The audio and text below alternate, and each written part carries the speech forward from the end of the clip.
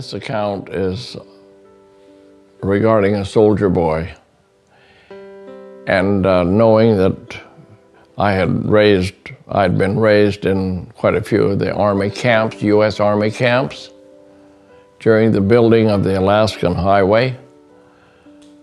Now, this was 1961, so I had not seen a U.S. Army uniform, but I in the foyer of the church, or it wasn't the church, it was the church hall in Dawson Creek, United Church Hall in Dawson Creek. And I looked through the people and I could see a staff sergeant on a tunic.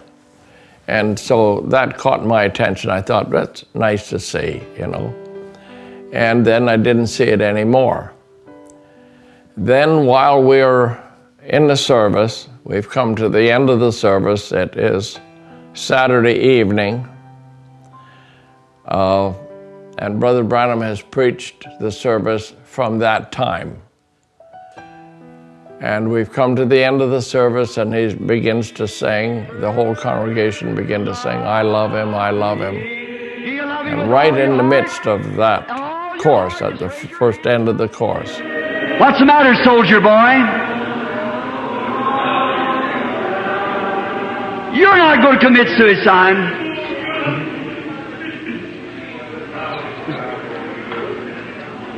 The devil's lying to you, boy. You've only got a phobia.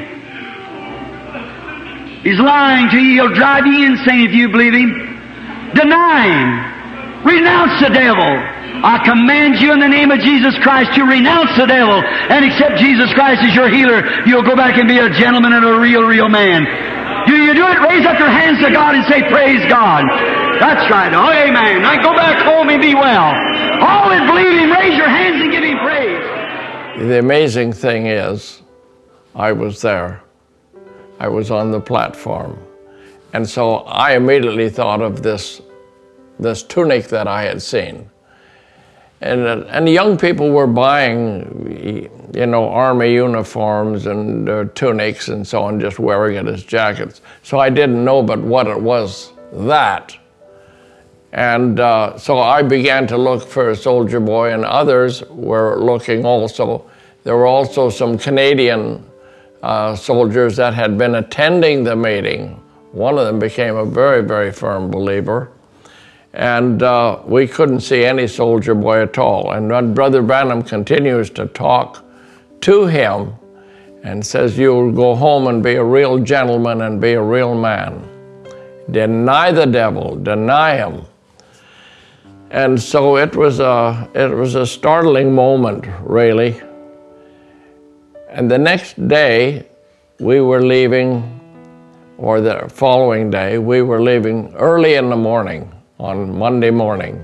Brother Branham did not know where we were taking him. I was just taking him up the Alaskan Highway, and we were going to go about 375, 400 miles.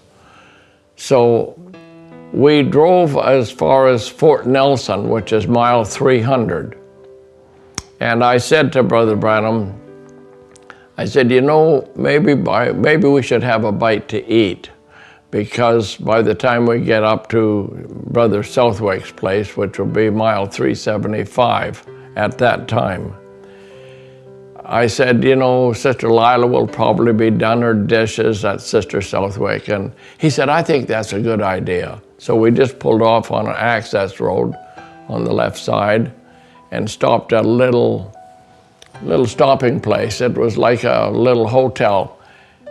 When the U.S. Army pushed the highway through Fort Dawson Creek and then Fort St. John, they passed the town, and then the service stations, etc., built alongside of the road. And so we stopped in there, where there was a restaurant, just a little clapboard building, probably 2 stories. And we're having we're going to have our lunch. Brother Chris Berg was with us. There was Brother Chris Berg, Brother Branham, and myself. And we sat in a booth.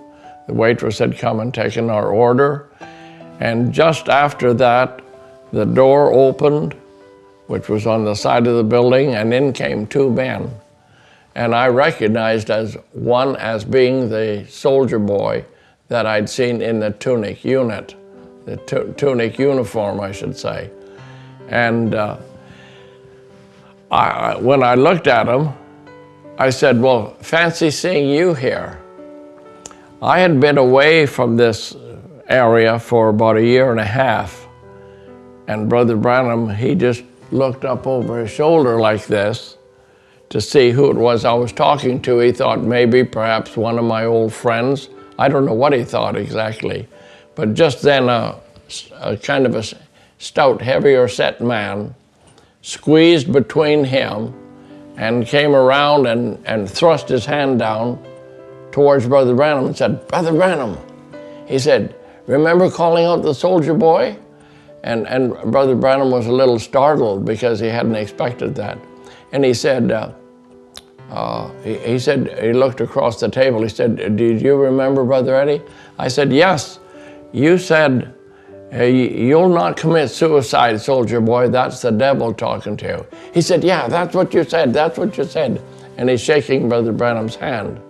He said, well, I brought him all the way from Fairbanks. And we tried to get him into a prayer line, and we weren't able to get him into a prayer line. He said, this is him. Would you pray for him? And, oh, sure. And just that moment, the waitress came and slid our soup in front of us. And so Brother Branham said, well, perhaps, and that was one of my first real shocking moments. I thought Brother Branham was going to stand and pray for him, cast that devil out of him, you know, because that was how I had been brought up. And Brother Branham said, well, maybe we'll just eat our soup first. And I thought, eat our soup, you know. Here's a soldier boy trying to commit suicide. So anyway, they said, well, that'll be fine. We need to get something to eat ourselves. And they went down 2 or 3 booths and sat in to have their dinner. And then Brother Branham entered into visions, and he just looked over my head and began to talk about what had happened in the prayer line the day before. He said, I believe there was a blind woman that came through the service yesterday. And I said, well, I can't remember a blind woman. And Brother Chris Berg spoke up. He said, yeah, I believe there was a blind woman. And Brother Branham, he's not really acknowledging our conversation. He's just looking over my head. And he said, yes. He said, let's see. Yes, he said, oh, I understand. I say now.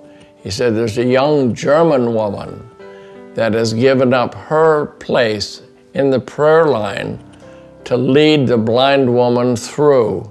And then he looked at me. He said, you see, Brother Eddie, it may be that she's praying right now.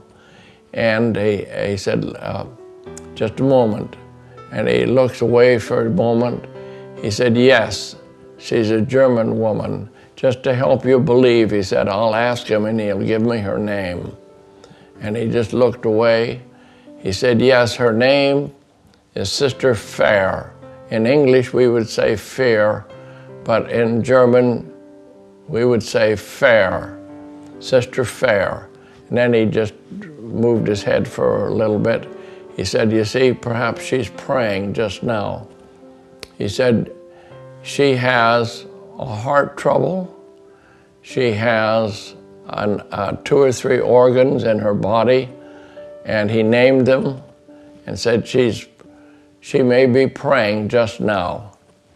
I asked my father if he could find this woman, and my father found her. She was in a city quite a bit south of Dawson Creek, and it would have been about 500 miles from where we were sitting. And I just found myself in an unusual place. And now with that soldier boy in his need, Brother Branham became under that burden. So as soon as we were finished eating, we got up to pay the bill. And Brother Branham, he's standing right in front. He wouldn't let anyone pay the bill. So he's standing right in front of the cash desk, and I'm standing right beside him, and the soldier boy came in, and he's right behind him. And the soldier boy just tapped him on the shoulder. He said, "Brother Branham," he said, "just 2 minutes, just 2 minutes." "Oh, sure," he said. And the little stout fellow, we were all in a group there. And we walked out the door, and outside the door was a small sidewalk. It went down here, would be to the left as we came out, and went down to the garbage cans. And up to the right would be where the cars were parked on the gravel access road. And so I and Chris Berg and the little heavy-set fellow who drove him down went up. We went up there, but I faced myself so I could watch and see that Brother Branham, what he was doing, because I was very, very curious in my young heart. I was about 26, 27, and I'd been preaching for several years, but I was just, there was no such a thing as knowing the message yet. There's no such a thing. I had no knowledge of Malachi 4, I had no knowledge of Revelation, no knowledge of a messenger. I only knew that Brother Branham had the unique part of his ministry was the angel of the Lord that was always there. And I thought, if that angel of the Lord is in attendance at these meetings, regardless of what anyone has said about him or said about his doctrine, I would know by the presence of the angel of the Lord that he would not honor something that was not correct or true. And so as I was watching Brother Branham, I saw that he had his hat off, and I knew that he was praying.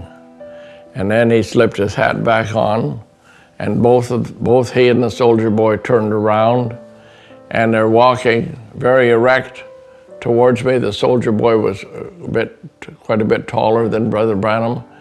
And I thought, at that instant, I thought, now this could be a very charismatic moment, and I'm not going to be swept away by the excitement or the emotion of the moment. And that's what I had just had in my heart. But the soldier boy's face was completely transformed. He was just totally relaxed, and he thrust his hand up into the air with his fist. He said, "I'm free, I'm free, I'm free." And they came up, and the soldier said to me, he said, "This man told me something that only I and my wife in this world know." He says, and when he did, it was gone.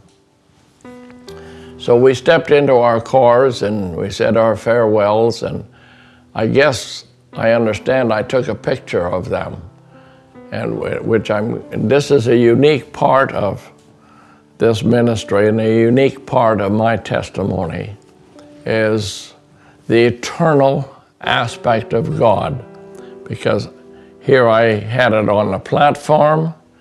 Now here we were 300 miles up the road, and all I can really say is I was there on the platform. I heard him call the soldier boy out. We have it on tape. Now I'm 300 miles away, and you have to understand where we were standing. You probably could go 1,000 or 1,500 miles north and never see a human. You could probably go at least 500, 600, 700 miles south and never see a human down the Rocky Mountain Trench from where we were. Truly a needle in a haystack. And that man had brought the soldier down for prayer from Fairbanks, Alaska, 1,523 miles on a very difficult journey. Actually believed, he said, I believed that we would find you. And the soldier boy spoke up and he said, "That is correct. This man actually believed we would find you today." And to find 2 humans or 3 humans in that part of the world is more than a needle in a haystack. It just had to be sovereign, almighty God. And now he's saying his final words.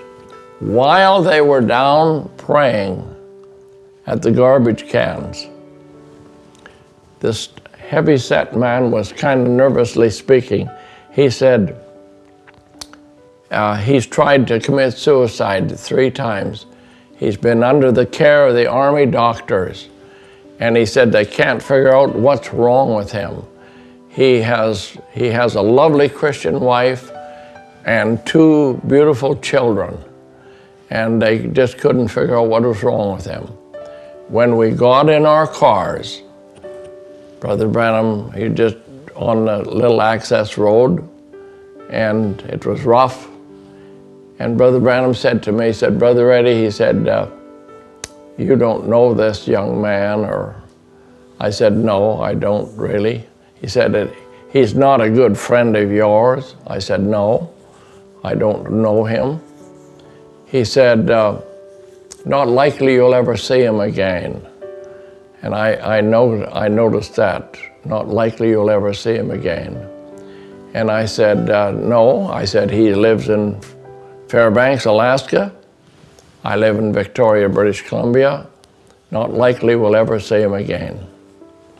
He said, "Now just to help you believe," he said, if you knew him, if he was a good friend of yours, I'd never tell you.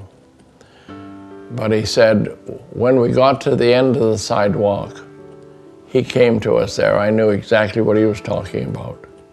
He came to us there and told him he had a lovely Christian wife and 2 beautiful children. I just heard that 2-3 minutes before from his friend that drove him down. And I wouldn't be telling this account to you or the world if he'd said he had a Christian wife and 3 children. But the man told me he had a lovely Christian wife and 2 children. Here's Brother Branham telling me he has a lovely Christian wife and 2 children, but he had been committing homosexual acts with young men. And as soon as he said that, he said as soon as that was uncovered, Satan lost his power. And I learned a great truth at that moment, that all Satan has to be is exposed. Once he's exposed, he's lost his power. Now here I come to a very unique part of this whole ministry. That one that was talking and speaking, he came to us there. That one who said what his problem was, that God is timeless, he's eternal. And it was 36 years later, 36 years later, a few years ago, I was in my study and I came upstairs and my daughter Marilyn, our middle daughter, her and her husband Mike had been down to Florida and had been visiting a church. And Pastor Brother Bob Brown gave Marilyn a picture and said, "Here, give this to your dad. I think it may be northern Canada and he might know something about it." So when I came upstairs from study, my wife said, "Marilyn left a picture here for you. Brother Bob Brown sent it up." So I went to the little telephone desk and I'm holding the picture. And it's the soldier boy and the man that brought him down from Fairbanks. And Brother Branham standing between them, and I took the picture. I couldn't remember taking the picture, but I was the only other person except Brother Chris Berg who wouldn't know how to handle a camera. And I was struck into silence. And my wife said, "What is it?" I couldn't seem to answer her. She said again, "What is it? What is it? What is the picture?" I said, "It's the soldier boy." I said, "I've got to call Brother Brown." So I called him and got him on the phone right away. I said, "Brother Brown, where did you get this picture?" He said, "Well, I had a young man here in the church. He was kind of he wasn't really stable. He didn't seem to be stable. He was here and then he would be drifting someplace else." I said, "Is he still there?" "No," he said, "he's not here anymore." He said, "And he was working with a construction company. They were building a mall. And some people were in there doing the floor. And this young guy, he was always wanting to witness to somebody. So he was talking to this man about Brother Branham." And he said, and the other fellow said, "Well, I've had my picture taken with him." And he brought him that picture. And Brother Branham had said to me, "Not likely you'll ever see him again." I tried to make contact with him, but I could not. I never have seen him since. Not since that day in Fort Nelson, British Columbia. And so I begin to realize the timelessness and how an event will happen, but it's not just a single event. It just keeps unfolding and unfolding because it's an eternal God. And that is the story of the soldier boy.